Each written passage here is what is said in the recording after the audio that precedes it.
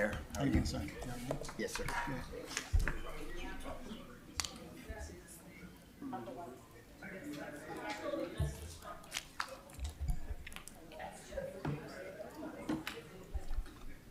Good evening, ladies and gentlemen. We will now call this meeting to order. Thank you all so much for being here. At this time, we're going to have roll call, starting with Commissioner of District 1. DeAndre Knoxon, District 1. Keith Love, District 2.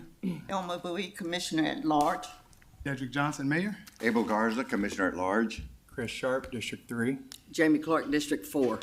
All right, let the record reflect a quorum has been established. We have all members of the commission who are present. I want to thank you all for being here. Just want to remind everybody, we do have a few extra seats over here. If anybody's standing and wishes to be seated, we ask that everybody remove your shades and your baseball caps while on the inside. That is the protocol of our meetings. But thank you so much for being here. At this time, we will have an invocation. We are happy to have with us Pastor David Buckley of Sanford's Temple Church of God, and he will come and bring us the invocation. Following that, we will have Commissioner Knoxon lead us in the pledges.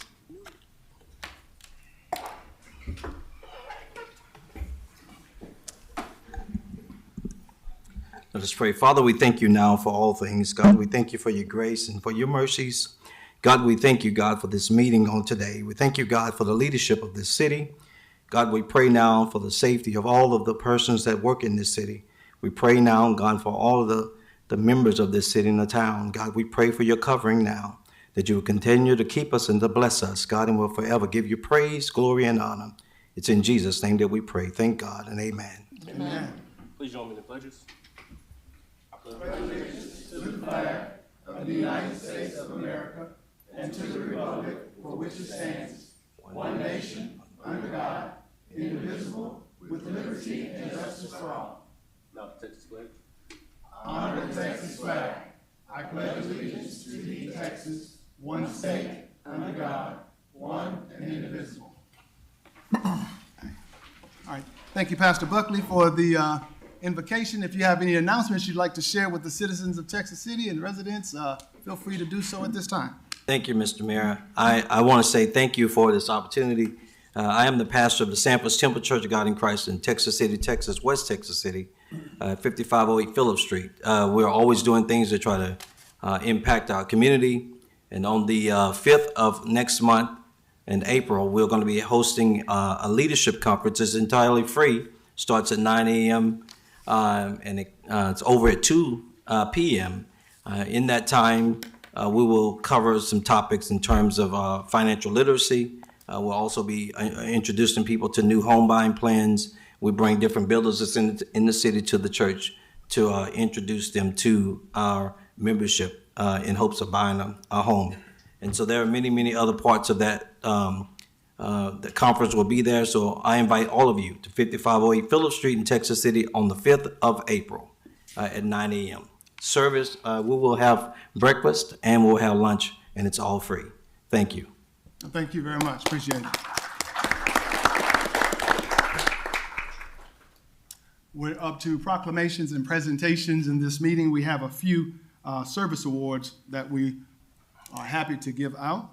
First, we want to recognize Mr. Richard Valdivia of the police department, for 20 years of service.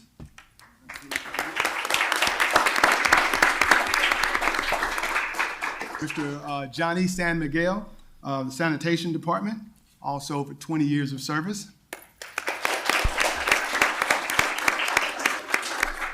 Mr. Neil Ferguson of our public works department, 25 years of service.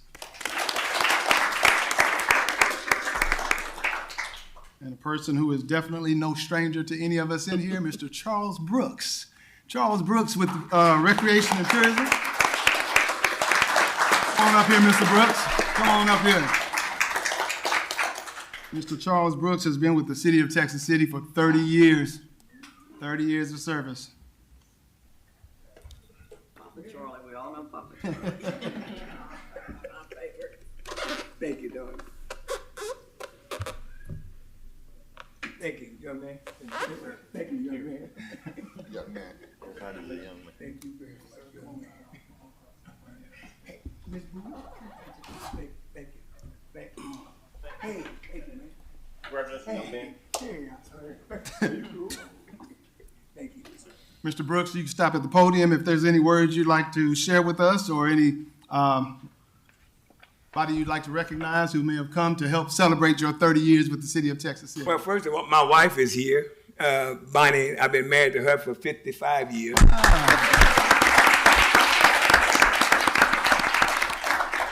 I have one of my little tennis kids that just joined me this year. She's standing up there. Yeah. But I see a lot of people in here that I've had their kids. Right over here, I had her son and the daughter. And if it hadn't been for Texas City treating me so well, I wouldn't have been here this long.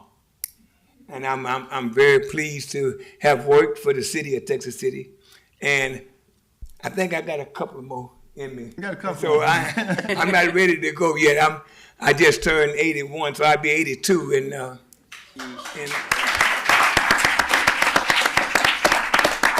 I think if I keep moving, I might be around more. Thank you. Thank you, sir. Congratulations.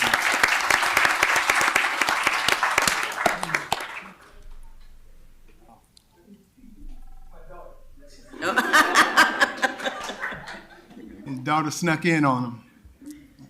Thank you for your service and thank all of those who received service awards on this evening. We're now up to reports. Today we will hear from our golf pro, Mr. Mike Skiba, who will give us an annual Bayou Golf Course report.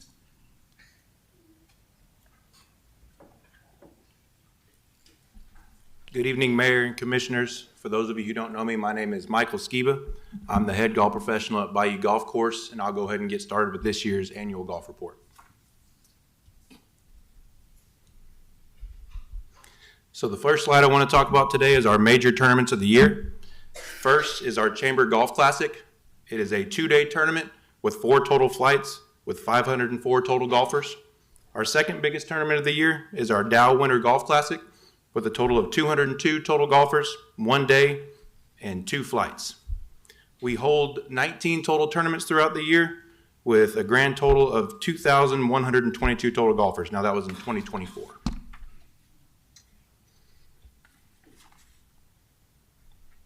Next is our Golf Now report, which is our online booking engine. This is a date range from January 1st, 24 through December 31st, 24. We did a total of 1,780 rounds through Golf Now, total revenue of $49,970 with an average rate of $28.07. So if you look up to the top right of the slide, that is a map of where everybody is booking. So as you can see, the majority of the folks are booking in the Houston area and in the Texas area, but other people throughout the country do book with our golf course when they're coming out of town. So Golf Now literally gets us on the map.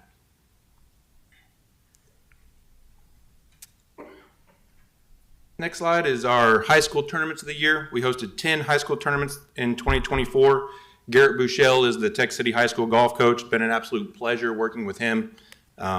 We did a total, as I said, we did a total of 10 total tournaments with Texas City High School, a total of 570 total golfers throughout those tournaments, and an average of 57 players in each tournament. So looking to continue to enhance our junior programs at Bayou Golf Course, and Garrett Bouchel and Tech City High School have been a huge part of that.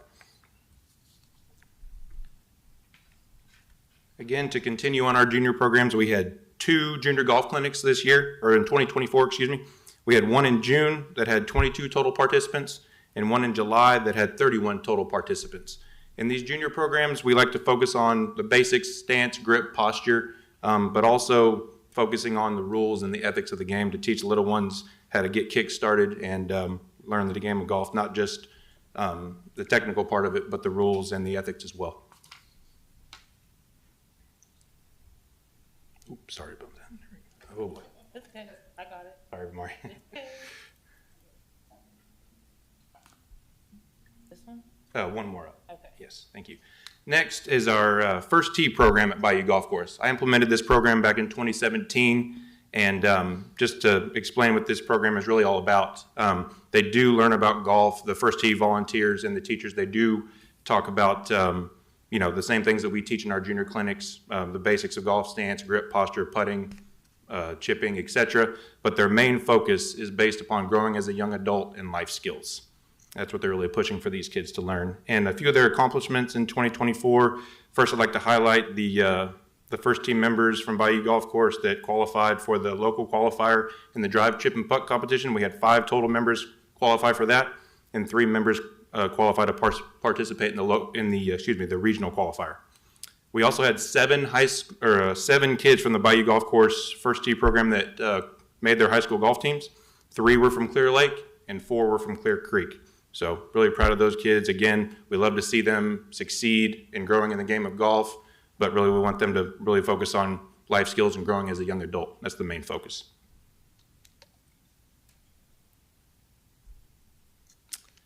Okay, a lot of numbers on this page, but I'll go ahead and explain how it works. So if you could focus on the bottom part of the slide, that's the 2023-2024 fiscal year. This is a rounds and revenue report. We did $879,000 total dollars in 2023-2024, 26,508 rounds, 82 inches of rainfall, and 348 total days open. If you can look at the top part where it says 2024-2025 fiscal year, this is a report through the end of February, and we have done $359,000 total dollars in revenue, 11,308 rounds. We've had 21 inches of rainfall thus far and 137 total days open.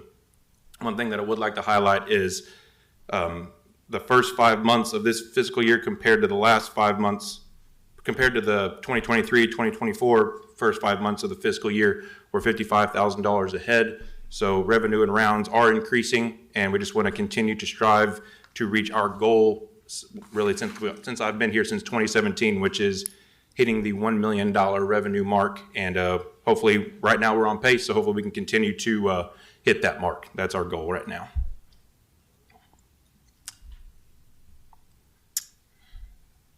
Okay, so next I want to talk about our new snack bar vendor. They've been with us for about 6 months. Their name is Bayou Birdies. The food menu is on the left-hand side, and the beer and wine menu is on the right. They have breakfast options, lunch items. They have breakfast tacos, breakfast sandwiches. They even have little items to share, such as pretzel bites, cheese sticks, etc., chicken fingers, hamburgers, hot dogs, French fries, onion rings, and a good beer and wine selection as well.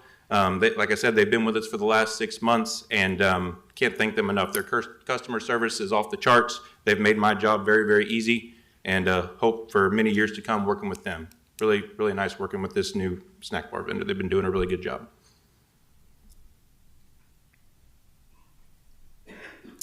Okay. Next, I want to talk about our new Yamaha beverage cart.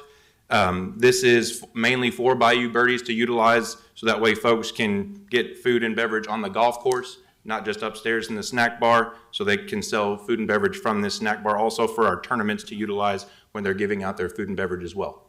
So this has been a great add-on. Just wanted to thank the mayor and commissioners for approving this item. This has really been a great add to our facility. Also, as well as with the new club car range unit, this is what we use to pick up range balls in the driving range. Our last range unit has become very old, and it was in dire need for a new unit, and this has treated us very well thus far.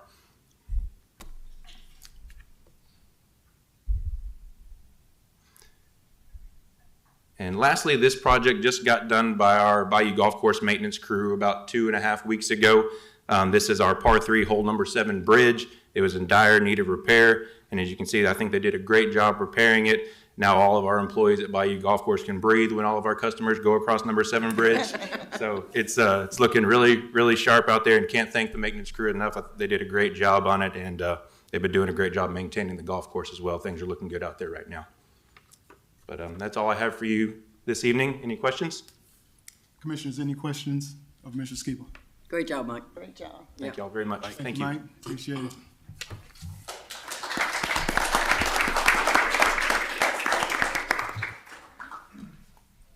At this time, we're up to public comments, where the public has an opportunity to address the commission on any item on the agenda. We do have several people who have requested to address the commission. Let me remind you that not only do they need to stick to the topics on your form, but also you have up to 3 minutes to address the commission. First, we have to address the commission, Mr. Jay Lowry.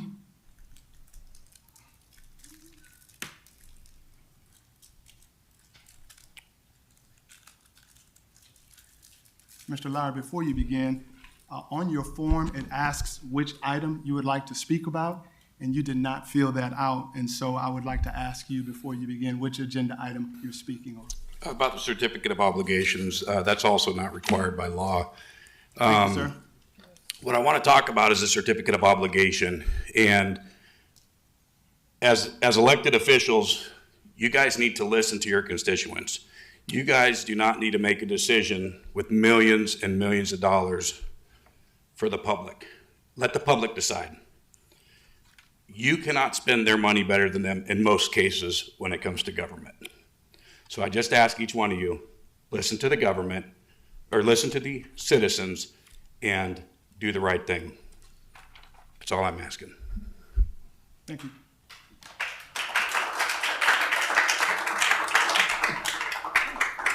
Next, we're going to hear from Mr. Jose Boix. Mr. Boix also wishes to speak on the notice of intention as well as the notice to issue certificates of obligation. Number A and C, both of them. Yes, sir. Okay. Thank you, Mayor Dedrick and Commissioners. Thank you for letting me share some of my concerning comments, specifically regarding items 8A and C. I hope you all received my email message dated March 18, detailing my troubling issues. And this is a shortened summary of what I sent you, because I wanted to be sure to express it here during the commission. Just consider that January 8th of 2025 started with a surprising process to develop a $95 million project, Resolution 2025-004, now called the Building for Our Future Project. That's what I understand the new name is. From the get-go, it began as an agenda structured to include an illegal step leading to a lawsuit.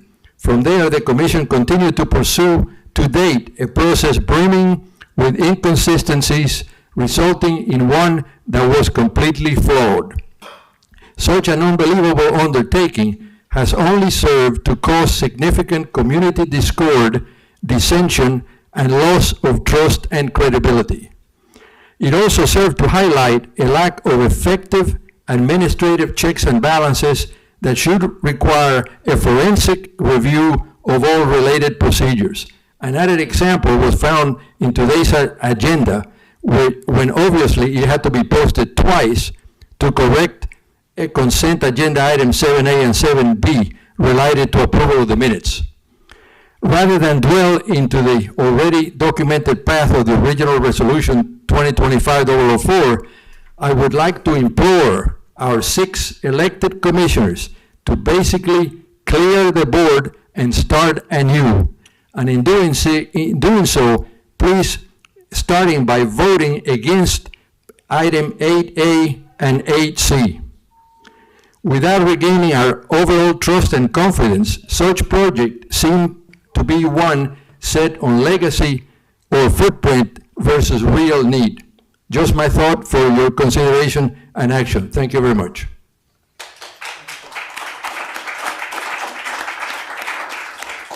Thank you, Mr. Boix. Next, we have Mr. Brian Gutches, who wishes to speak on 7A and D, which is the minutes, as well as the reappointment of an alternate member to the Zoning Commission, as well as the notice of intent to issue the certificates of obligation. Thank you. My name is Brian Getches. As a retired detective, unfamiliar with the Texas Penal Code, I find it troubling that I, as an ordinary citizen, had to challenge the city's unlawful meeting on January 8th, which led to this agreed judgment that was signed today by Judge Lonnie Cox. The city has acknowledged that the meeting violated the law, and today, March 19th, the 56th District Court of Galveston County signed the agreed order.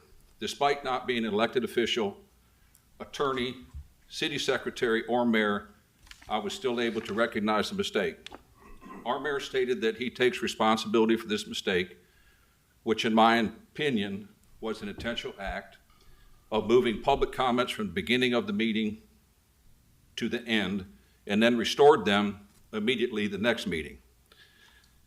The fact that it required a court order for legal resolution suggests that city officials were initially unwilling to address this issue in accordance with the law. If transparency and good governance were intent, why was legal action necessary to ensure compliance? This raises a critical concern. Was this mistake merely a procedural oversight, or was it a deliberate and malicious attempt to bypass public scrutiny until accountability was forced upon them? Either way, it reflects a troubling disregard for proper democratic process. If it were truly an honest mistake, why did it take court injunction to rectify it? Was this a case of ignorance, which is concerning, or was it intentional, which is even more troubling? I did some of our team did the research. In the last 15 years, there were 4 certificates of obligations issued through the city. If there's more, we would stand corrected. The first one was in 2010 for $6.5 million, and that was refinanced and will be paid off in 2030. In 2013, we borrowed about $10 million, and as of 2/15/24, it was paid. 2015, another $10 million, and this debt has a maturity also in February. It's taken care of. And in 2018, another $10 million, which was issued for construction and rehabilitation of city water and sewer system and related street repairs. The payment of this debt is from the Utility Enterprise Fund, not property revenue. This debt has a final maturity date of 2038. The new amount for the certificates of obligation request was reduced to $75 million because of due diligence and cost analysis. What architect or engineering firm was consulted? The public has not been shown any information as to how the project's amount were determined. Thank you, Mr. Gotchis. Time is up. Thank you. Please vote both of these agenda items down. Thank you.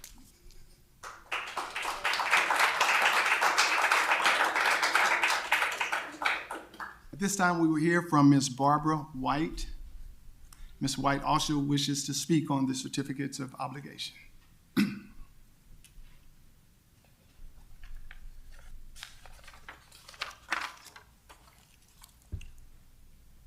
I'm short. Good afternoon, Mr. Mayor, Commissioners. Thank you very much for letting me address you.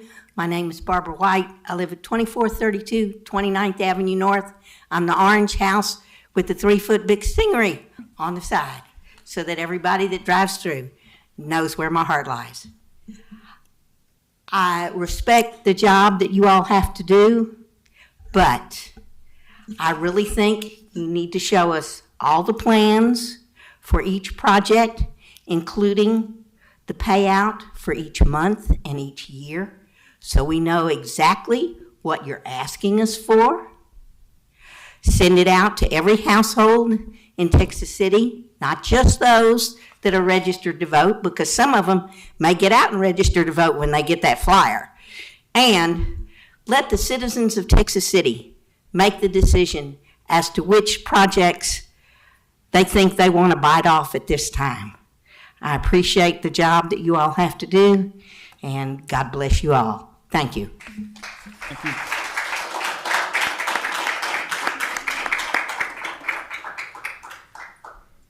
Next, we will hear from Mr. William Etheridge III.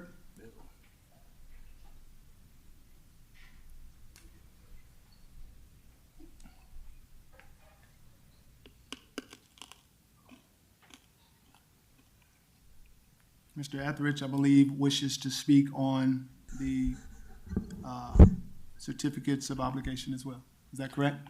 Yes, sir. Okay. Commissioners, Mayor, thank you very much for the opportunity to speak. I think this is a very large project. I'm very much like anyone else that's been here, and I've lived here since I was in the 3rd grade, and I'm 80 years old, so that's a long time. I think the facilities do need to be replaced. I think there is a definite need for that. I think there's a time and a place to do it, and this may be it now. I don't know. However, I think that the manner in which we're approaching it right now is not correct. I believe that we need to, and I'd love to see the city have on the agenda coming up or put onto that a bid, perhaps going out for bids to an engineering and architectural firm that can take us and carry us forward to this project, which is a very long, maybe 2 or 3 year project. And if we have those plans in front of us and we have all that information out there, I think the people of Tech City will really get behind it. I know I would be, and I would be very forward to it. But we have to see what it is. We have to know the costs. And engineers and architectural firms are very good whether you want to build it today or you're going to build it start from 5 years from now. They'll let you know, and you can take and extrapolate those costs out. So this will be a well-known factor that what we were going to take on. So I would really encourage the city not to move forward with this vote tonight, but to take and look back and set a budget, go out for bids, get the engineering, get the studies, get it out to the people. Barbara, you're right. Let us all take a look at it, and I think we'll be happily supported. And I think y'all are doing a great job, and I appreciate it. I know it's been said, commissioners are voted on to do things for the people. I agree with that too. However, please understand, I don't remember anyone sitting right here in front of us today that said, I'm going to be, if elected, I'm going to put in place a $75 or $95 million project without going to you, the public, to take a look at it and vote. So I encourage you to move forward, be transparent, and let's get this done. Thank you. Thank you, sir.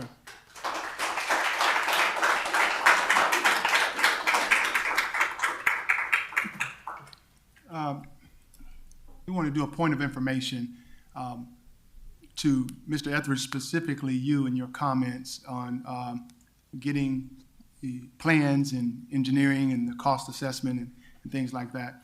I want to let everybody know that tonight we're not voting on whether or not we're going to issue bonds or certificates of obligation for this project. Tonight we're simply voting on a notice of intent to publish that those are our plans moving forward. So tonight's vote is just to vote whether or not we will post the required NOI, which is a notice of intent to let the public know that's what we intend on doing. Those steps that you mentioned, Mr. Etheridge, they come much later in the process. We can't go out for bids. We can't start, communicating with potential architects for this project unless we first, can't put the cart before the horse. We got to at least let the public know that that's what our intent is on doing. And so that was from the January 8th meeting that we're redoing tonight. I just wanted to bring that to our attention. But thank you so much for your comments. We do still have some other people who wish to address the commission. Next, we have Ms. Irene Fadig. Ms. Irene Fadig wishes to speak on item 8A also. The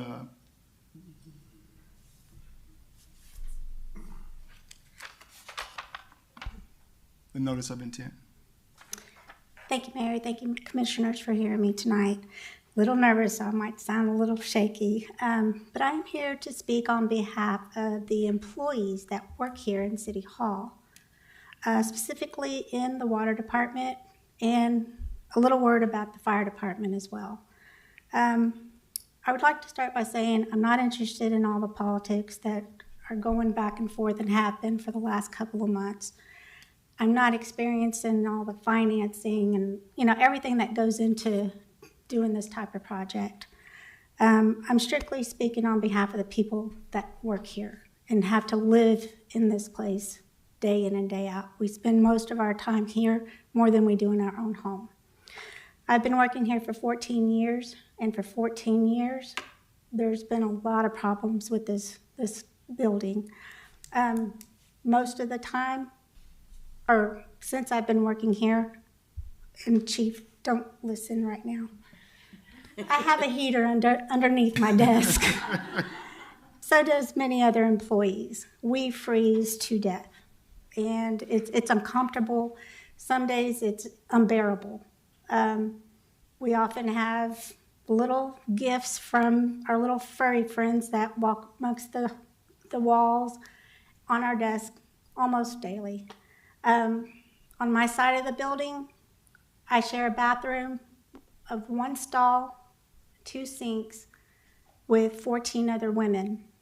And a lot of times I've got to wait to go to the bathroom.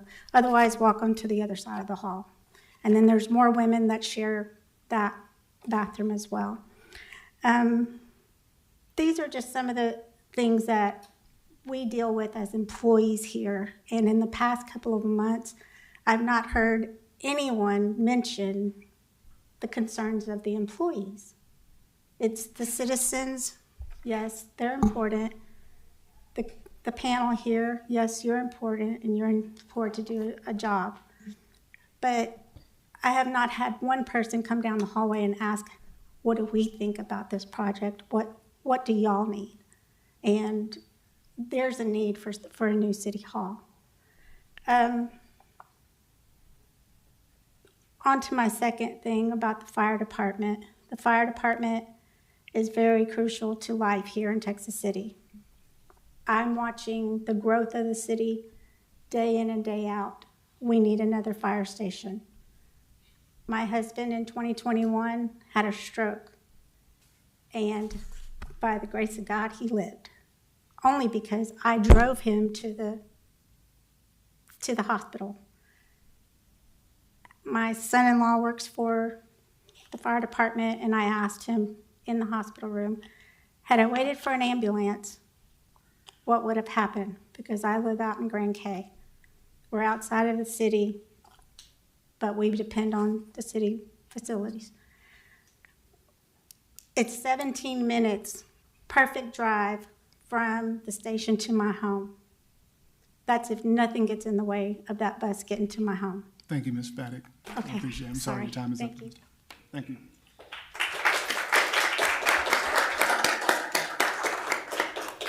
At this time, we will hear from Ms. Cheryl Lowen, who wishes to speak on item 8C.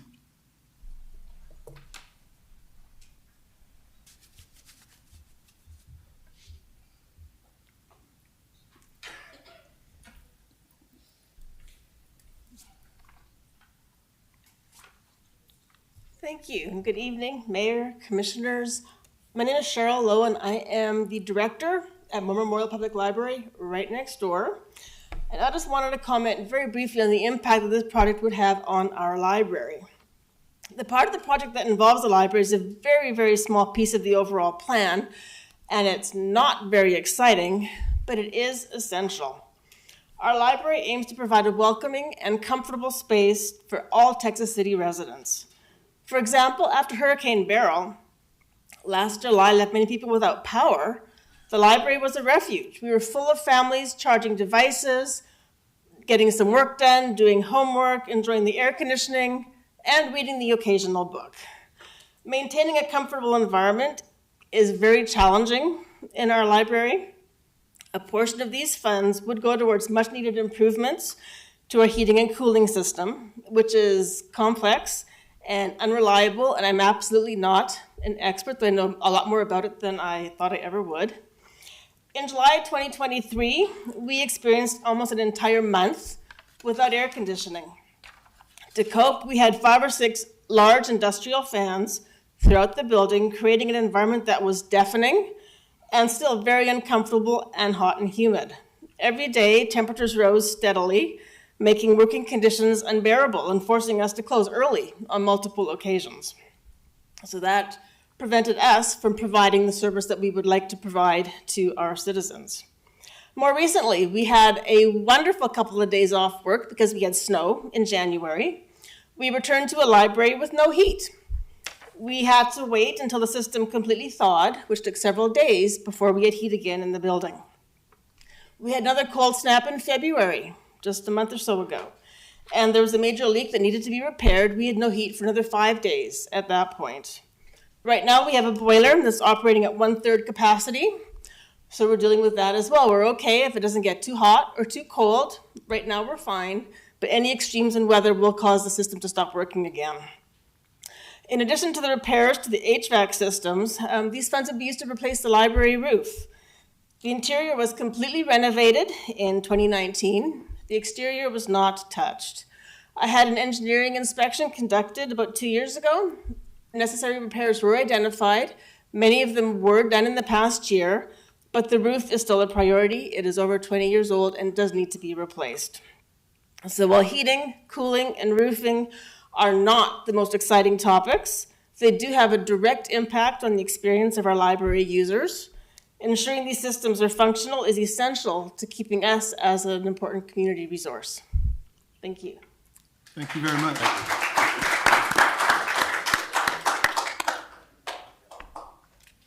All right, next we will have Mr. John Branson, who will also speak on the certificates of obligation.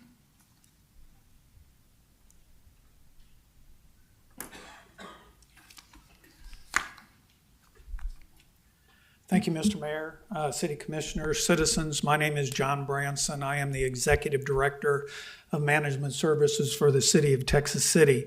I support tonight's action to authorize to approve the intent to issue debt. And basically just all you're doing tonight is you're just approving the action to post this and have further discussions.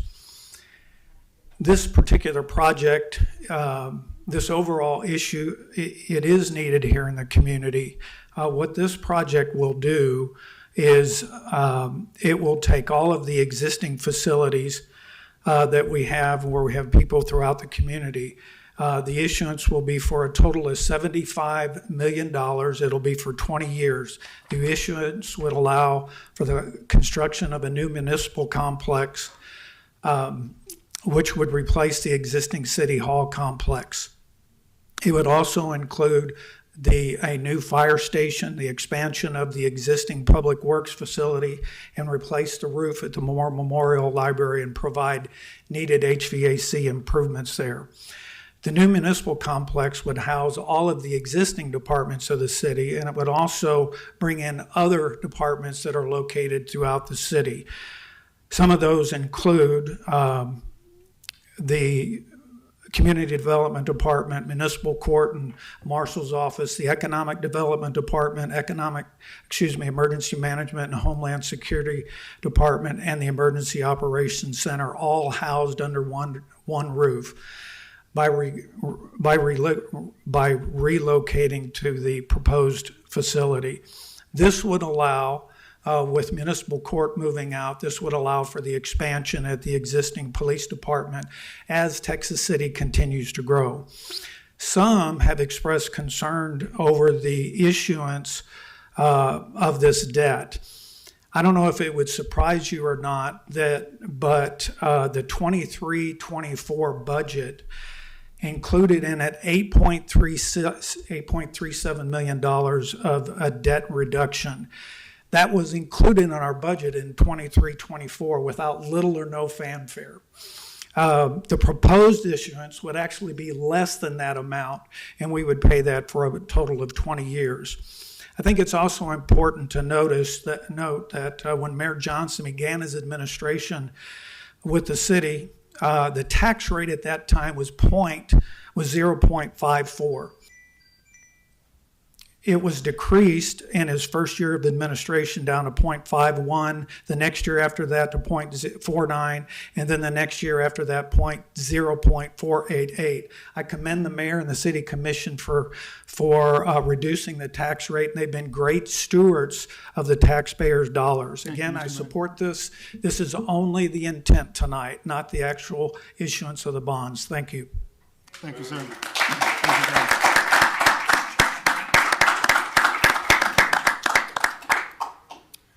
Several of you have requested to address the commission, and that's all that we have for tonight. I thank everybody for their comments.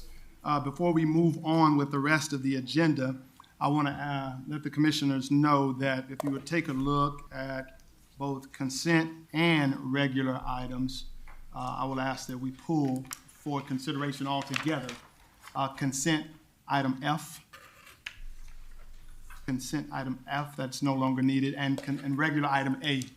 Regular item 8A, those are no longer needed. You have before you for your consideration consent agenda items 7A through E. 7A through E for your consideration. If there was any of these that you would like pulled for further discussion, you can do so at this time. Yeah, I want to pull 8A. Oh, okay, we're just on the consent right now. Yes, sir. Yes. Hey, I mean, yeah, 7A. 7A? 7A. Okay. Yeah. Okay. Any others? So I move to approve all items on the consent agenda with the exception of item A. All right. And a I'm up. second. Oh, Go ahead. no. I was ahead of myself. Okay, yeah, I just seconded. All right, a motion has been made to approve items 7B, C, D, and E, with the exception right now of 7A. Commissioner Clark, that's been seconded by Commissioner Love. All in favor, state by saying aye. Aye. All opposed? Motion carries. Yeah. We will now further discuss item 7A, which is to approve the commission minutes on March 5th, 2025. Yeah, Mayor, I was just concerned about the issuance of, or when that came to light. Normally I get it on a Friday, and I don't know if I got the 72-hour notice for that, for the minutes. On the minutes or the agenda? The agenda, I'm sorry. Well, wasn't the minutes, I didn't get the minutes. Okay, so this item that you pulled was the minutes. The minutes, but the agenda is what is required of the 72-hour notice, the agenda posting. Oh, the minutes, or they could just be inserted? I was just confused. No, I'm really What is your confused question? as to what you're asking. Yeah. Whenever we get an agenda, it comes with the approval of the minutes from the previous meeting. And I don't recall getting the minutes within the 72-hour notice. So you're saying when you got your packet email, it didn't have your minutes Right. in there? Right, Okay. yeah. Well, anytime you go online, it's hyperlinked. So over the weekend, you could have gone online Okay. to view. So it was on there, it was online? So you're saying that Excuse me. We don't need any commentary from the audience. Commissioner has a question, our staff is trying to answer it, okay? We'll get to the bottom of it. Thank you very much. Okay, well, you have the option under the law to review the minutes now and then vote on them. So I can pull it up and you can Yeah, I think. view them. Yeah. I saw that, but I think I got that like today or yesterday, and I don't, because of the injunction that we already had, I don't want to go through any more of that. It's not making Texas City look good. I just want to make sure we're doing it the right way, within a 72-hour notice. Yeah, there's not a 72-hour So notice. the 72-hour notice is For the agenda only? post the agenda to tell you what we're going to be doing and approving, but the minutes from the meeting are always posted online. So they're not necessarily attached to the agenda themselves. If that's, The requirement for 72 hours is not, Doesn't apply to the minutes? no, Okay. but you get your packet and everything more than 72 hours in advance. You actually get 5 days Okay. as a Right. courtesy. But if you need more time, we can No, I give you don't need time more right time. now. I don't need more time. Are you sure? I mean, we can scroll through the 4 pages and No, Friday's a good time to receive the notice. so again, I just want to let us know, it's a 72-hour requirement. The meeting is Wednesday. So by posting it Friday, we do that before we leave for the weekend. That's almost, 4 or 5 days. But the minutes are online, but they don't adhere necessarily to the 72-hour requirement. Is that what I'm hearing you say? Got it. Okay. Okay. Thank you. All right. Are there any other questions on this particular agenda item, Commissioners? Item 7A? Approve them then. Sorry? Let's make a motion to approve. Second. Motion has been made by Commissioner Sharp to approve, seconded by Commissioner Knoxon. All in favor, state by saying aye. Aye. All opposed? Motion carries. Thank you very much. We are up to regular items now. On regular items 8B. 8B, we will consider and take action on resolution number 2025-031, authorizing an agreement with Alpha Laval Incorporated. We will hear from Mr. Corbin Ballast in Public Works, a little bit about what this entails.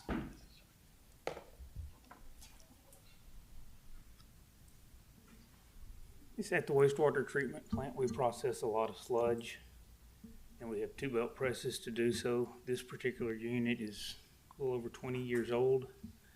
A new unit to Cost to replace this unit's about $700,000. Going back with the original manufacturer, which has changed names. It was Ashbrook when it was built. Now it's Alpha Laval. We can get it done for $305,000 and with a good warranty on it. All right. And it's saving us about almost $400,000, right? Yes, To sir. have them redo that. And the other unit was done in the same manner about 8 years ago, and it's still going strong. Yeah. Commissioners, any questions of Mr. Ballast on this item? Motion to approve. Second. Motion has been made by Commissioner Bowie to approve this item, seconded by Commissioner Knoxon. All in favor, state by saying aye.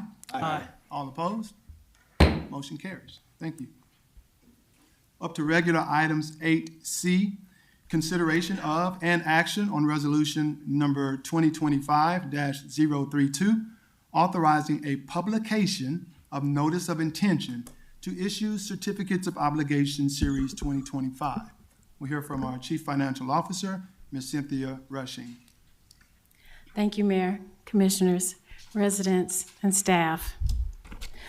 I am excited to bring forth to you once again the request to approve the notice of intent to issue the certificate of obligation.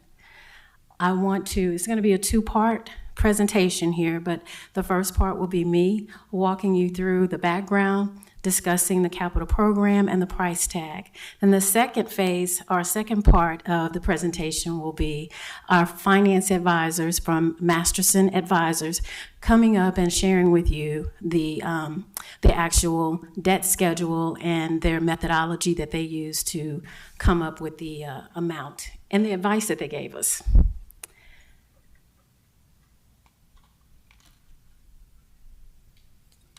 So, just as a refresher, the notice of intent.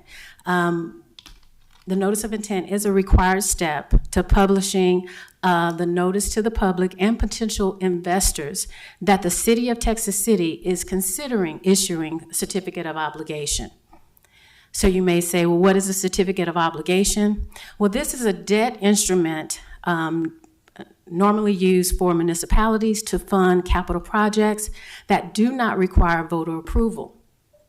Now, what is the purpose of this CO issuance? It is to fund the municipal complex, the expansion of the engineering and public works facilities, library renovation for new roofing and HVAC, and a new fire station.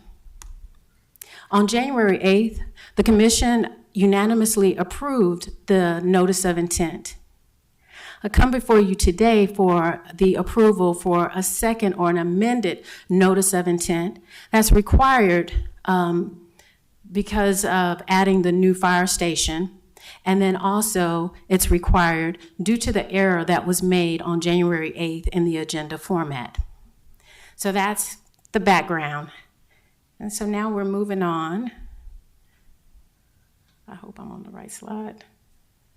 Case for action. So you may be wondering, why do we need a new municipal complex? 3 simple reasons: growth, ownership, and brand. So Texas City population has grown over the past 5 years, with the expected continued growth in outer years. City staff continues to grow to match the population growth, and we expand our city services to align with the new population growth. Simply put, we have just outgrown the current city facilities. Renovation and ownership. As we heard, our library is in need of roofing, a new roof, and HVAC repairs. We also need an emergency operations center that we own. Currently, our EOC is housed at a facility that's not owned by the City of Texas City, and it's not built to the EOC standards. And then finally, brand.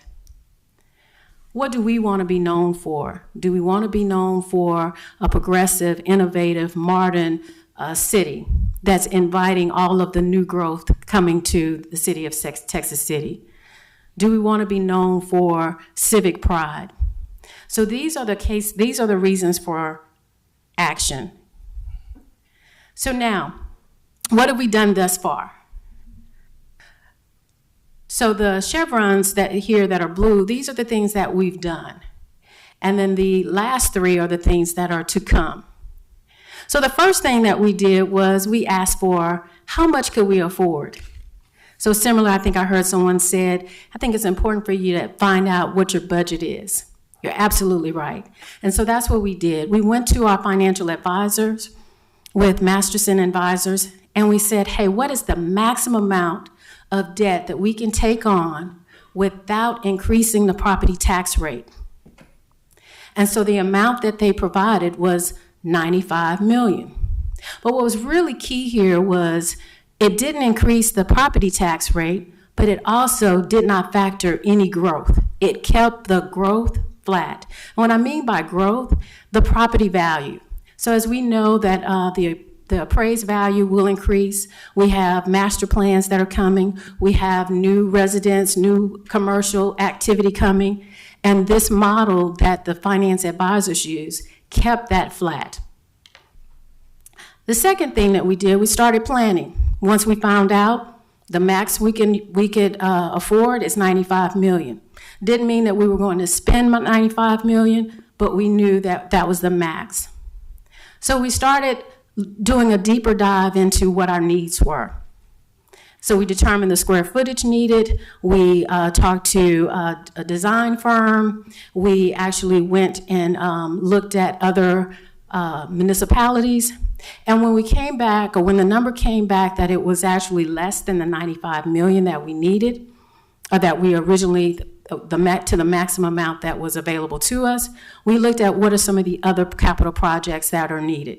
And so that was when we said, hey, this is a great opportunity for us to bring in the new fire station. So after doing all of that, during the month of February and March, the number came to $75 million. Woohoo, a win-win. So now today, on March 19th, we are here requesting the approval for the notice of intent to issue certificates of obligation to fund our capital program. The next step after this is the public input. We're going to provide 2 information sessions to the public on March 26th and April 17th. And then finally, we will have a public hearing on May 21st. The final step is the CO approval, and this is when we will come back to the commission and ask for your approval to issue the CO for $75 million. And again, that will be on May 21st.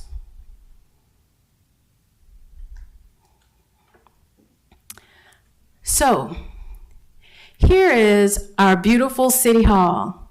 It was built in 1955. It's 18,000 square feet. And so when you look at a municipal complex, you ask yourself, what are the main characteristics of a municipal complex? What do you want it to be known for? You want it to be symbolic. You want it to be iconic. You want it to be vibrant, a civic hub, promoting civic pride, safe and secure. And so this is what we have today.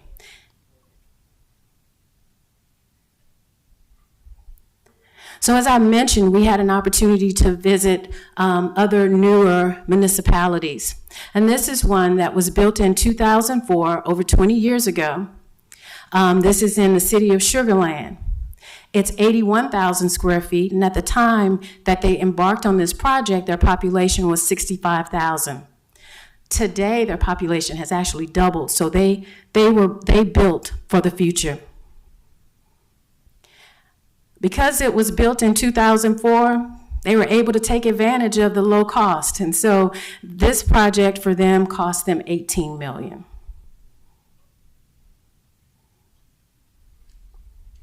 We had an opportunity to look at the renderings of the city of Navasota. And this facility, or this complex, was built in 2011. The population size for Navasota is only 9,000, but they embarked upon this project in 2011, building a 30,000 square foot building that is symbolic, iconic, and the cost to them was $6.3 million. So one of the drawbacks of postponing or waiting is cost doesn't wait for anyone. So the cost will continue to rise. So today we are standing here asking for $75 million for our capital program, which includes a new municipal complex. And in the municipal complex, that would include the Emergency Operations Center with dispatch, the municipal court, city chambers, marshals, the marshal's office, the utility billing office, the administration. And the administration consists of several departments, community development, economic development. The footprint or the location of this municipal complex would be right here at 1801 9th Avenue. The proposed cost is $55 million. Engineering, public works facility expansion will cost $3 million. The renovations for the library, $1.5 million. The new fire station and fire trucks and all the other equipment needed for a startup of a new fire station is $14.1 million. Total cost estimate is $73.1, rounded up to include the cost of issuance and other incidental costs, round up to $75 million.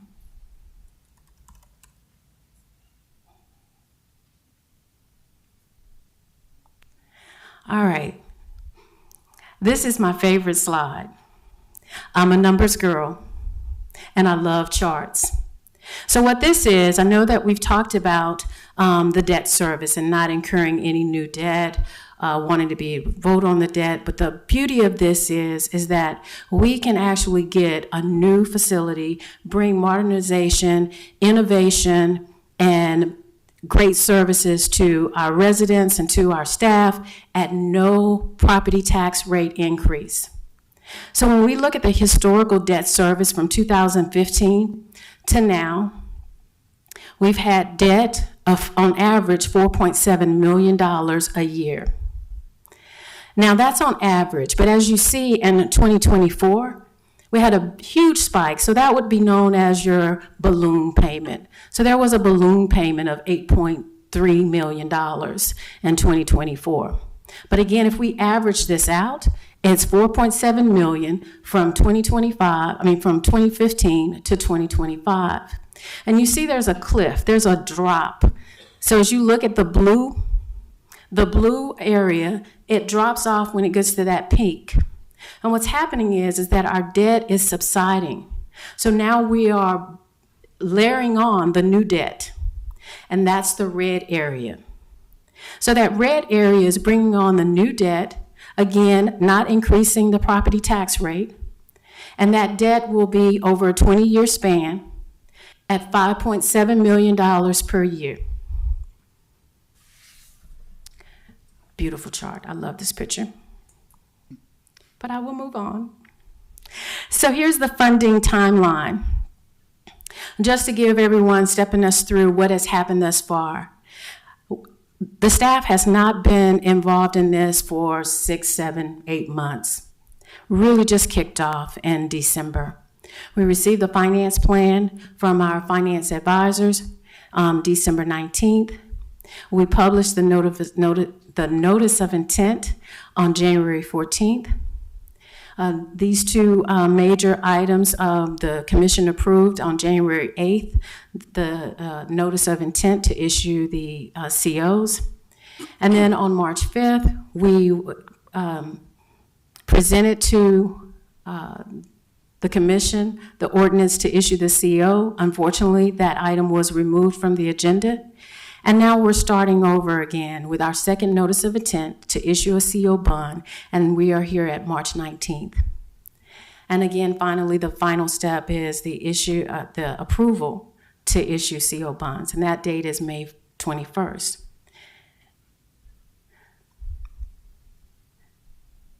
And so, as I've given you the background, capital project and the funding or the price tag. Now I want to invite our finance advisor up to share with you how they calculated the actual amount, what the methodology was. And so this is Kristen with Masters and Advisors. Kristen? Thank you, Ms. Rushing. Thank you, Ms. Rushing. Hi, good evening. It's great to be here. I'm Kristen Blomquist with Masters and Advisors. Do you happen to have the presentation that we have? It's a plan of finance. It should be similar to what you all saw in January. Oh, perfect. Thank you. All right, so this should be very familiar to many of you, and thank you so much again for having me on this. This is really just the snapshot that Cynthia was discussing. We have a summary of our projects, just over that 73 million. You can see a breakdown. And then over to the right is really to give you an illustration of where we've been, our outstanding debt. You'll see in 2024, it was about 8.6 million. And then it basically falls off a cliff, like she had mentioned. And since we, during our process, we looked at your capacity and pretty much started with that number. If you can support that with your property taxes as they were, then we just took a look and see the additional debt that could be layered on. And so over to the right, like Cynthia had mentioned, initially it was the 95 million maximum capacity. And after a little analysis and talking more about the different projects, it's brought down to that 73.6. But you know, when we like to approve these notice of intents, they are a not to exceed number. And so we recommended going just a little bit higher in case there's any fluctuation in rates, in case there's something in the market that, you know, moves these numbers around a little bit. It gives you just that a little bit extra cushion. And so over towards the right of the screen, you'll see this gray box. This is the pro forma debt service for the 2025 certificates. The average debt service for the certificates is, like Cynthia said, about that 5.7 million, and we structured this so that our total debt service over to the very right column is structured so that it's just a level debt service payment. And so you'll see 75 million for the COs, and of course, just like any mortgage that we all see, there's going to be interest involved over the next 20 years, which comes to about 40 million, totaling that 115 million of debt service over the next 20 years. And that's at an all-in cost of 4.5% currently. And just to reiterate, in our capacity analysis that we ran, there's going to be no impact to the tax rate, and just like any other fiduciary would do, we're just assuming worst case, there's no growth. And so you'll see going from that 8.6 million payment that you had in 2024, we're actually bringing down the debt service to that 6.3. So that is that page. I'm going to stop there. Any questions? I'm sorry. Commissioners, do you have any questions of Ms. Christian? Yes. You got an all-in true interest cost of 4.5. The number mentioned earlier was 5.8. What was the number that you mentioned? Oh, I think she had mentioned the 5.7, 5.8. That was the annual debt service. So over to the very right, this total debt service column, just before that is the total debt service for the, or the annual debt service for the certificates. So that was the difference. Yes. The last time you were here, you mentioned if we did a bond election, it would be 0.4% less. No, so because this is property tax backed, regardless if it's voted or if it's COs, they would carry the exact same rating and supported by property taxes of the city. So it would be the same. Thank you. Any other questions, Commissioners? Okay, Proceed, Ms. wonderful, Christie. wonderful. And so in this notice of intent, we're including a not to exceed of 75 million. The interest rate will not be higher than what's allowable by law, and a not to exceed of a maximum maturity of 40 years. So we're sticking to the 25 years, but this gives us flexibility if there's, if we need it, which we're going to stick with the 20 years. This next schedule is a projective schedule of the certificates of obligation. Today, with your approval, we can plan to publish the notice of intent. It will probably not be tomorrow. It'll likely be next week. And then we'll be working with the rating agencies. We'll be working with our bond counsel to draft the preliminary official statement, which, like I mentioned in January, is basically everything you need to know about Texas City, where you're going, where you came from, and everything in between, as well as all the financial information. So we're currently putting that document together, and we expect to, after we go through the rating agency process, we're hoping to receive the rating in May so that we can distribute that preliminary official statement to the market. And so any investors that are interested in buying certificates have ample time to put in their orders for when we price. Currently May 21st, which is your May meeting. And then about just under a month later, we have to go through the Attorney General, get their stamp of approval, and currently closing June 11th. Any questions on the timeline? Commissioners, any questions? No. Thank you so much for your information. We appreciate you, Ms. Wonderful. Christian. Thank you so much for having me. All right. Anything else, Ms. Rushing? Any questions of Ms. Rushing? I have a question for Ms. Rushing. Okay. First, thank you for your presentation. I think it was very informative. Question I had, if this is not voted or approved today, what would be the steps? So if we do not approve the notice of intent, the next steps would be that we would not have a municipal complex. It will actually kill the actual project, and we would go back to the drawing boards to, I guess, do whatever we can with duct tape and straps. Yeah. Not straps. Okay. So another question was, I attended the community conversations meeting and with Mayor Johnson. I believe you were there, and a question that was posed to the mayor was, how would this affect our tax rate if this is not approved? So if it's not approved, the tax rate could go lower.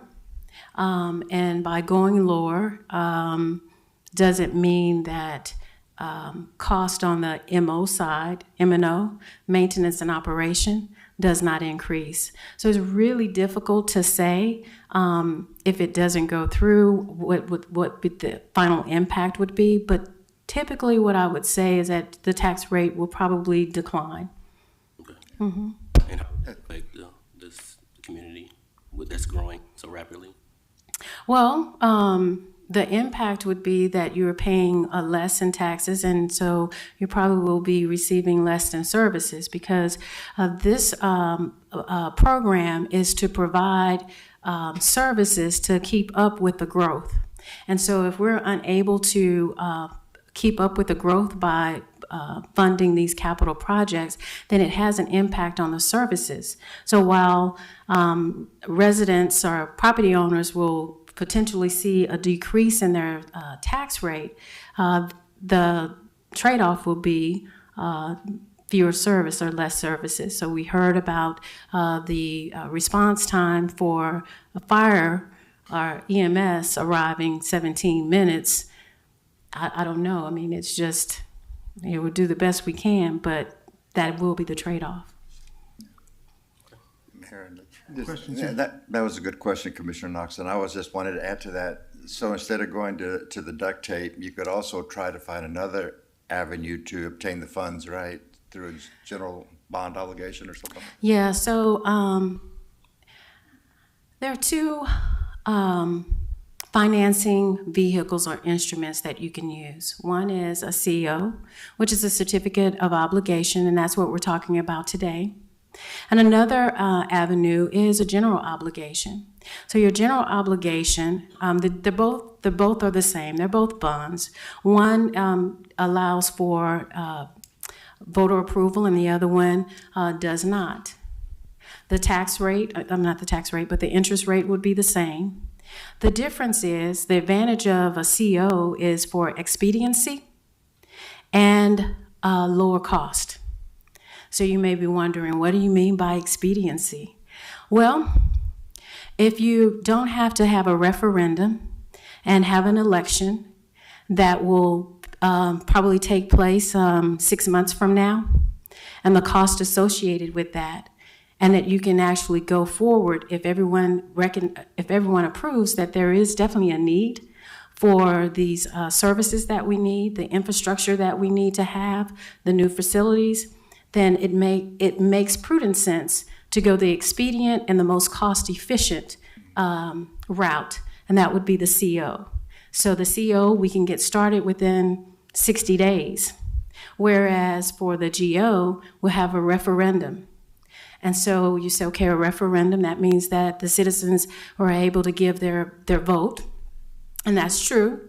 And so, but there's cost associated with that, and it's not just the election costs, because now with the referendum, now you have to do marketing. So now it's going to be north of $200,000 to be able to successfully put on that referendum. You're welcome.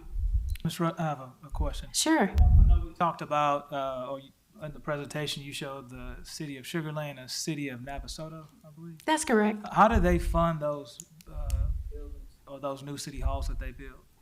You know, I don't know. I don't know how they funded. I don't know if they had a GO where they had to increase their property taxes, which they may have. The beauty of this program here is that we're not going to increase property taxes. Mayor Johnson, I'm sorry. Point of clarification. As a sitting board of director member for Gulf Coast Transit District, our emergency management building is housed within their complex, and they have asked us to move, and we have pushed back and said, you know, we're not going to move because we have no place to go. So I just want to kind of. Thank you. Thank you for that. Because one of the other things that we haven't honed in on is really the cost savings associated with kicking off this capital program. When I say cost savings, as we continue to stay in buildings that need repair and need renovation, we're spending lots of money with HVAC repairs. We're spending lots of money in utility costs. We're not in an energy efficient building. And in terms of renting, being in someone else's location and having, you know, either to pay the rent or be asked to leave. So this really is something that we should all embrace and take pride in. And again, it will not increase your property tax rate. Commissioner Sharp. I'm sorry, Commissioner Sharp. I'm sorry, Commissioner Clark. Excuse me. Just to reiterate this $95 million that was the estimated maximum, that was again based on no new growth. That is correct. That is correct. That is correct. And the way we're growing right now, we do know that we have some potential really big things coming in, but this was still based with no new growth. Absolutely. Absolutely. No new growth was factored into the ceiling amount that was given to us by our finance advisors. Ms. Rushing, is it possible to, instead of having all of these renovations made at once, is it possible to take the smaller amounts, the smaller renovations, and have those projects completed by CO bond, and then have the larger amount, which I think is the city hall complex, have that go to a vote? Anything is possible, right? So again, the question is, what are we trying to achieve? And if we're trying to achieve expediency and results sooner than later, or are we trying to achieve cost savings, or are we trying to achieve efficiency? So it just depends on what we want to achieve. My recommendation is that we move forward with approving the notice of intent for the issuance of CO bonds. I think, you may have any questions? If we didn't approve this today, are you saying we would not go to the bond election? that is not on the table? Is that No, something that's not we what would she wanna said. do? That's No. not what she said. She's presented I'm asking her. the two different options. No, no, Okay, that was the question. Thank you. no, good question, but no, that's not what I'm saying. Okay. I look at it like this, commissioners. You know, if you were trying to buy a house and you went to the bank and they approved you for $300,000 on your house, told you that's the maximum. You're shopping around for a house. You wouldn't buy a house that costs $100,000 and say, I'm going to add a garage later, and I'll add a patio later because I don't want to spend the money on that. You've been approved for upwards of $300,000. So if your dream home with your patio, with your garage, with your driveway, and all of that fits well under the allowed that you're allowed to finance, you'll probably go ahead and take care of all of that at once. And so you have your dream home of your necessities, and then you can just go ahead and pay them off over time. You really don't piecemeal your property. You don't say, I'm going to get my patio now and get my garage later and then I'll add on if everything you qualify for is in that initial statement of qualification. And so I'm excited because we find ourselves at a very privileged point here in Texas City to be able to manage the growth that we have without raising our tax rate and still be able to get all of these necessities. And I say necessities because that's what they are. The city hall, it's not just a desire, it's a necessity. This is something that, if approved, won't be completed for another 2 or 3 years, at least. And we're already at the point today to where we're, elbow to elbow in our operations. We're already at the point to where the projected growth that's trending in our city necessitates a 5th fire station. We found ourselves in a vulnerable position before we built Fire Station 4. We had thousands of residents who were over on the west side of 45 without the fire and EMS protection. And the city saw fit, we were in a good position to where we could, unadvisedly, but pay about $14, $15 million in cash to go ahead and protect those individuals. As we continue to grow in the areas that we've determined there was a need for a 5th fire station, it's prudent of us to go ahead this time and learn from our challenges last time and get that fire station and EMS support in place.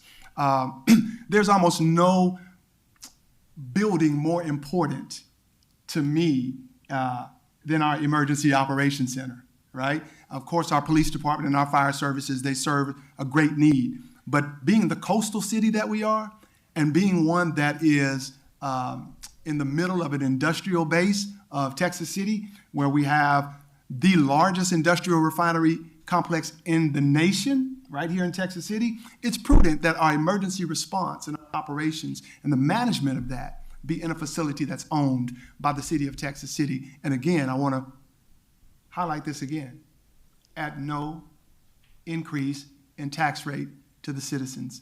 And so I don't want everybody to think that the sky is falling and that this is something that puts us in a bad situation. Why do certificates of obligation? The same reason we did it the last 5 times. We took out 4 or 5 certificates of obligation in the past decade or so. So, but that, this is just my opinion. I think that we are finding ourselves in an awesome opportunity here with the work of our finance department and the consultation of our financial advisors who have crunched these numbers for us and are presenting this situation to us, and at least to go forward with today's vote of a notice of intent. That's my spiel on it. I have one more question, and Sure. again, and this may have been covered, but is there any exigency to any of these renovations? I'm sorry, repeat your question? The renovations we're talking about, is there any exigency to any of those renovations? And what I mean is that if we don't do it, it is going to disrupt operations at the library, City Hall, and the fire station. Well, I can answer the library. It's a roof repair. Ms. Lowen is here.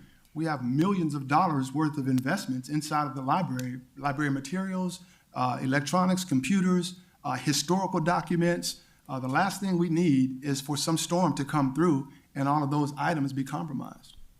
And so, we've been piecemealing, a little bit at a time, like she said, In the coldest months, we didn't have heat. In the warmest months of July, we didn't have air. We've been hobbling along for quite some time.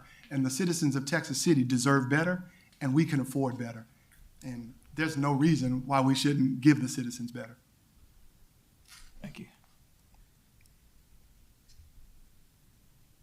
Any other questions, commissioners? Thank you. Thank you very much. Now we'll entertain a motion. I'll make a motion to approve. Second. Motion has been made to approve item 8C, posting notice of intent by Commissioner Knoxon, seconded by Commissioner Bowie. All in favor, state by. Can we have discussion on that? Oh, sure. I just asked were there any more questions. You I'm know, sorry. this has been an ongoing issue since January, as you know, Mayor. And there's a lot of citizens in here, and these are hardworking citizens that have a right to be heard. You know, I was thinking about this for a while. The Constitution of the United States has an introduction paragraph that's called the preamble. Mm-hmm. The preamble starts with three really important words. It says, "We the people." It doesn't say "we the elected officials," it says "we the people." By circumventing the people to have their input in this, it's like we're taking away their right to vote, which is one of the greatest rights that everyone has. It's like going backwards. The people is what put the foundation into what's making this country great, and to eliminate them and eliminated their input may not be an avenue we may want to go. You've had a lot of comments on there, and the comments were good. It doesn't mean that 8 comments is better than 3 comments that we heard from the people that are asking for this. But we just need to consider the people's rights and the people's right to vote and let them have input. This is their money. Let them get involved in the call. I agree that they need to have input, and as you noticed on Ms. Rushing's presentation, there were not 1 or 2, but there were 3 opportunities. There are 2 public information sessions where the citizens can come out and let your voice be heard, and then we do have a public hearing. Those things were not present, and those things are not even mandatory parts of the certificates of obligation, but those are things that we put as a part of this process because we do agree with you that the citizen's voice does need to be heard, and so we've made 1 in March, April, and May, 1 each month, and I hope the citizens come out. I do also want to say that sometimes we have people to address the commission. I don't keep score on this, right? Because we had 3 people speak one way and 8 people speak another way. There are dozens of phone calls that I field every week, right? That don't necessarily lend themselves towards public comment. There are so many people who are calling us saying they are for this or they're against this. And so let's not take what you see at the city commission meeting in this 1 small hour as a reflection of how the entire city feels.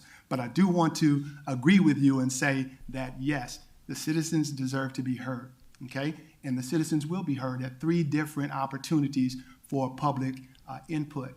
As it relates to the vote, we're not taking anybody's right to vote. We're not doing that. Certificates of obligation don't require a vote for a reason. And the citizens didn't vote on the last 5 of them that we had, okay? Instead, we are asking for the citizen input, and I also want to say that thousands of people did vote. They voted to put you in that seat. They voted to put me and all the other commissioners up here so that we can make the informed decisions that the average citizen may or may not have before them. That doesn't take anybody's rights. This is a part of governance. This is what government is. Just like we vote for the president and he signs all these executive orders without asking us, he does it because he was elected and we voted. And we don't always have to agree with what he does. It's just that that's one of his duties after he has been put in that seat. And he or she, being the commission you see before us, wants to continue to hear from you all and address the concerns that you have, and so that we can move forward, giving the citizens what they rightfully deserve. A motion was there any other further discussion? A motion was made by Commissioner Bowie, seconded by Commissioner Knoxon to approve the notice of intent. All in favor state by saying aye. Aye. All opposed? Aye. Aye. Do we have 4 ayes? Let's do that by hand, please, so I can make sure. All in favor of the notice of intent, raise your hand. All opposed? Okay, motion carries. Thank you. At this time, ladies and gentlemen, we have on our agenda item for an executive session. The executive session is a closed session. The members of the city commission will convene in our conference room for a closed session. We'll be back in about 15 minutes or so as we discuss item 9A, session pursuant to the Texas Open Meetings Act, Chapter 551, Texas Government Code, discussing deliberation regarding economic development negotiations. State the time. It is now 6:27. 6:27. You need me in there. I'm gonna head out. All right, thank you. Because I've heard. I got you.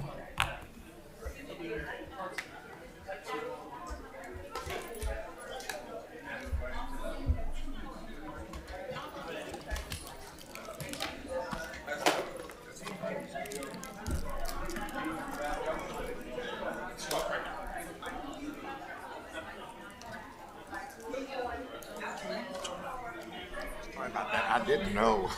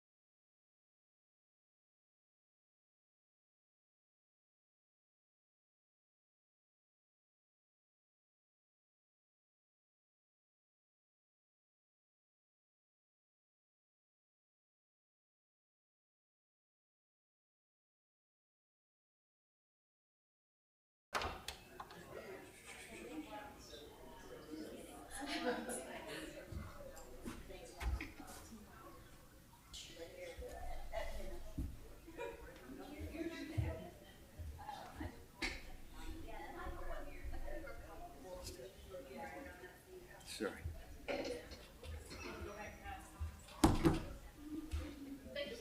No, one person, two people stayed.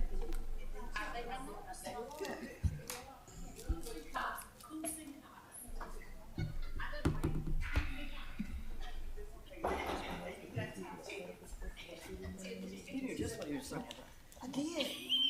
I did. This is huge.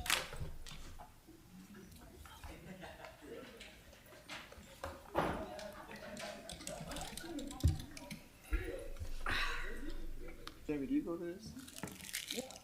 Oh, yeah. I think I'm always. Well, because I always give out all the awards and stuff. Because I'm on Cool. yeah. She's on the committee. It's fun. It's pretty a cool. fun night. It's impressive too. It's very impressive what these people. Hands on the bread.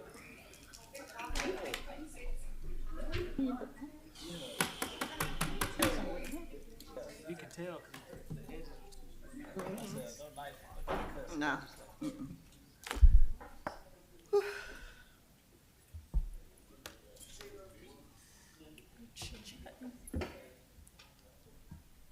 Thelma, make a motion to adjourn. I second.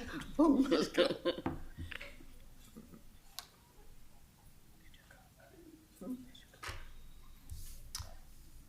My grandson's supposed to get me something. His phone number later. Such good news. I'm just so. Thank you all for your patience. As we were wrapping up our executive session, we will now reconvene at 6:54 p.m. Into regular session. At this time, we're up to commissioners' comments. I do want to say that on our closed executive session that no action will be taking as a result of that meeting. We are up to commissioners' comments. We'll start with Commissioner Knoxon. Congratulations to those who met their service award years. Thank you again, Ms. Rushing, for your presentation. Again, it was very informative. And thank you to the commission for approving to move forward with this resolution. We've heard several comments from staff who supports it and feel that there's a significant need for it. I've also heard input from some of my constituents who believe the same, that it'll benefit the citizens here. So just want to say thank you to the commission for approving this. Thank you, Commissioner. Commissioner Love? Just to piggyback off of what Commissioner Knoxon said, and I talked about this the last meeting we had, I know that you all need new facilities, and I'm a city employee myself, just for a different city. Again, I support you, and the way I voted just has a lot to do with how it's getting done, or how it should be done, okay? So I don't want you guys to think that, hey, Commissioner Love doesn't support you and understand the conditions that you're working in. I absolutely do. But again, I just had a difference of opinion on how those things should be accomplished. So I just wanted to make sure I clarify that. Thank you, sir. Commissioner Bowie? Yes. Commissioner Knoxon and myself and our media department have done a wonderful job in moving forward with the streetlight initiative for us to be able to arm our citizens with information and know-how and tools to report street light outages. Over the course of time, we have found so many streets that don't have street lights at all in the city of Texas City. And Commissioner Knoxon has done all that running around. But pretty soon we'll have the link on our website. Right now, we sent out the link to Texas, New Mexico, and it's big. We got work to do. Yeah. I've had I had two, and I don't want to exaggerate. I couldn't do this. I got on the computer, and they were at home, and we made it work. So it's a great tool, and I appreciate Derek and Jennifer for helping us come up with something really, really cute. Thank you very much, Commissioner Bowie. Commissioner Barza? No comment, Mayor. Thank you. Okay. Commissioner Sharp? I'm kind of saying what Commissioner Love is saying. I mean, it's obvious that we're growing, and you guys do need things, but I feel like we talk about civic pride, and what a better way to bring civic pride is so that people be part of this. So, but that being said, we do have a need for new buildings, and we do have a need for better places for our workers. I just think that we could do this a different way. A fire station, of course we're gonna need a fire station. Things are gonna have to be done, but I just wanna make it clear that I'm with him, that yes, you have a need and we recognize that. Thank you. Yeah, I just want to explain why I voted the way I did. As everybody knows, this was just the vote tonight to start the process, and with the vote being later in May. And this will give us time to explain to our citizens why this is needed, give them the opportunity to weigh in on their thoughts and questions, and get the correct answers from the people that do know the correct answers. I know for a fact there's so much misinformation that's been going around, and most of it, in my opinion, is because of social media. And this will give us time to have our public meetings, which we've already said will only be March, one in April and one in May. And to give out actual facts to where you don't have to get that from social media. Honestly, I've never seen such public hatred and negative comments been said about us. And I've been serving this city for over 40 years. And I've never experienced anything like this. And I have my reasons why I feel like this is going on. I'm not going to say that. Choose not to say that now. I know I was elected by people in my district, and I appreciate that so much.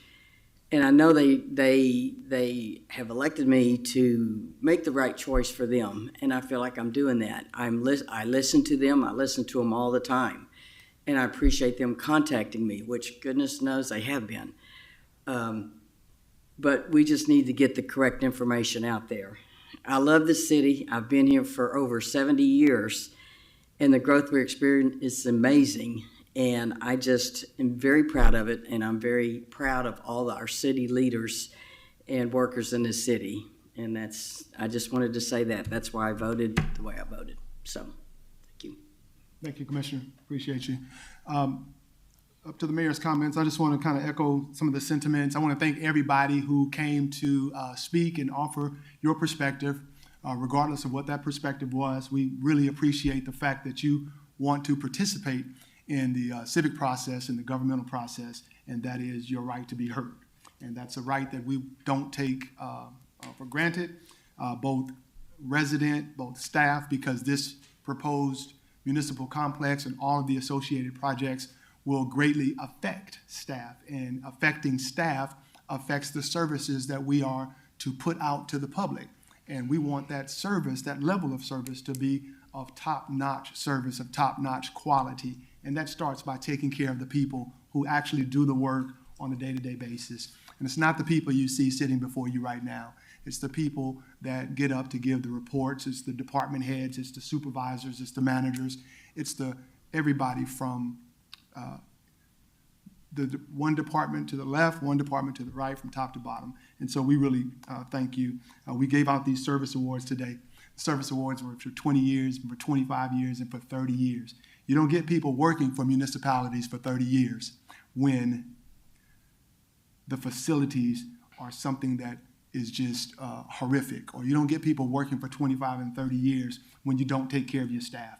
And so we pride ourselves in the city of Texas City for always taking care of our staff members so that they can better take care of the residents and be great stewards of taxpayer dollars.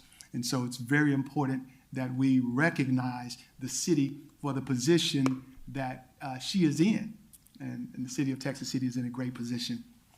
So I'm not going to harp on that. I'm looking forward to the public meetings that we have scheduled for the public to continue to come out and voice their opinion and have their concerns addressed. That's our job. Our job is to listen to you as citizens and then address those concerns. And so we're looking forward to that, as well as the public hearing that will be scheduled in May. So thank you, commissioners, for all of your comments for and or against that. I do want to say that next week, March 27th, we have the second in a series of the mayor's initiative, Movement is Medicine. This is the 2025 health initiative where we started out with something in January, but on March 27th, a week from tomorrow, we will have Recreational Day at our Lowry Fitness Center. I would ask that the entire public come on out. Our Director of Recreation is not here, so I'm going to shoot that plug out on her behalf and on my behalf of the mayor's initiative. We're going to have pickleball and cornhole and table tennis and basketball knockout and all types of music and just great fun at our Lowry Center. And so we want the citizens to bring your families out, your children, your grandchildren, your nieces and nephews, and come challenge the mayor and Joe Tumbleson to some recreational games so we can just show you all that we like to have fun a little bit while we work. So we're very thankful for that. I don't think I have any time? Oh, I'm sorry. That's at 6 o'clock, from 6 to about 7:15 at the Lowry Center. It's going to be something there for everybody. I also want to say, and we'll go back a little bit, when people were talking about the certificates of obligation and the complex and the projects, it was mentioned that we should have a website with information to the public. I want to let you know that we will, and we will probably starting either tonight or in the morning. There will be something public-facing that you can log in on our website or our webpage, and a link that will take you to all types of FAQs, frequently asked questions, and information about this, so that the actual factual information associated with this project can be accessible to the public. So I just want to let you know and say a big shout out and a kudos to our communications team for getting that together for us. Thank you very much, and Jennifer and Derek. That's all I have. I want to ask the city staff a blanket request. If there are any of you who have any announcements, come on up to the microphone and the podium so we can hear you loud and clear, and share that information with us. Hi, Commissioners, Mayor. Commissioner Bowie, thank you so much. But it was really our pleasure to no pun intended, shine a light on the work that you and Commissioner Noxon have been doing. It's incredible. Just want to highlight that Wednesday, April 9th is our second annual 409 Day. So I've already challenged some of the people in this room to get creative and show their 409 spirit. If I haven't challenged you yet one-on-one, this is it right here, right now. So we'll have businesses offering specials. Some of them will give you a 409 discount. I actually just got an email while we were in here that there's going to be free spay and neuters happening at a local veterinary clinic. So there's a little bit of everything going on. So get creative, take those 409 pictures, and get out and support the 409 community. Thank you. Thank you very much, Jennifer. So this Saturday, we have the Wounded Warriors coming to Texas City to do their 15-mile bike ride. So I'm not riding, I'm providing lunch. But they'll start about 8:30 and they'll ride for about 3 hours and they'll have lunch at the Showboat. We have about 45 people confirmed. They came 2 years in a row, went to Galveston and said they wanted to come back here because we treat them a lot better. And if you think you're having a bad day, meet one of these ladies or gentlemen that are certainly less fortunate, did serve our country. So it's a great project. If anybody wants to help, I'll be there from 7 to 1, so call me. This Saturday? This Saturday. Thank you. Thank you, Mr. Fuller. Wounded Warriors is a great program. I've had the opportunity to participate each year with them, and it's just something if you have the opportunity to come out and just kind of hear some of their stories and just kind of get to know them, it's great. And I really appreciate them for choosing Texas City over and over, as well as Mr. Fuller for the work that he does. He's one of the most hardest working, modest men in the city of Texas City behind the scenes. And so thank you for making that happen for us. Anyone else, any other staff members? Motion to adjourn. Motion to adjourn. This meeting's adjourned. Thank you very much.